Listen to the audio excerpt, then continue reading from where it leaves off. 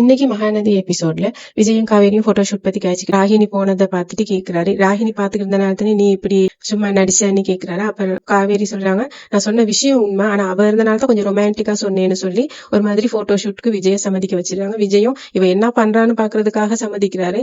அவருக்குமே ஒரு டவுட், இவளை நம்பி போஸ்ட் கொடுக்கலாமான்ட்டு.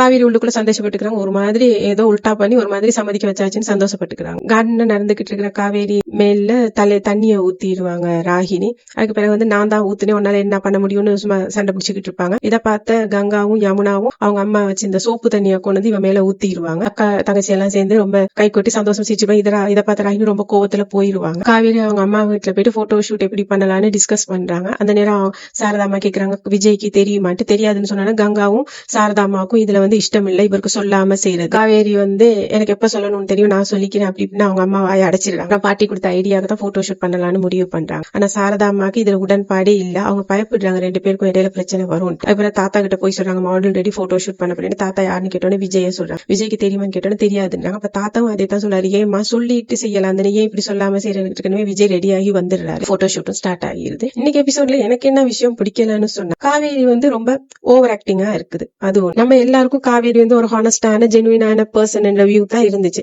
ஆனா இன்னைக்கு எபிசோடும் சரி, இந்த கொஞ்ச நாளா போற எபிசோட்ஸ்ல இருந்து நம்மளுக்கு காவேரி மேல ஒரு பேட் இம்ப்ரெஷனை டைரக்டர் உருவாக்கிட்டு இருக்கிறார். விஜய்க்குமே இனி காவேரி மேல ஒரு நம்பிக்கை இல்லாம போகுது. இந்த விஷயம் தெரிஞ்சோட விஜய் பயங்கரமா கோவப்பட போறாரு. சந்தோஷப்பட போறதும் இந்த விஷயத்த முடிஞ்சளவு பெருசு பண்ண போறதும் ராகினி. இதுக்கு பிறகு விஜய் காவேரிய எந்த விஷயத்திலையும் நம்புவாரான்றது சந்தேகம். டைரக்டர் இப்படி செஞ்சு காவேரி மேல எல்லாருக்குமே ஒரு பேட் இம்ப்ரெஷனை கொண்டு வர ட்ரை பண்றாருன்னு எனக்கு தெரியும். விஜய்க்கு காவேரி மேல ஒரு நல்ல இம்ப்ரெஷன் இருக்குது. அதனால காவேரி எல்லாத்தையுமே இழந்து விஜயோட கோபத்தை மட்டுமே சம்பாதிச்சுட்டு நம்பிக்கையும் இல்லாம பண்ணிட்டு இருக்க போறாங்கன்றதான் எந்த வியூவா இருக்கு.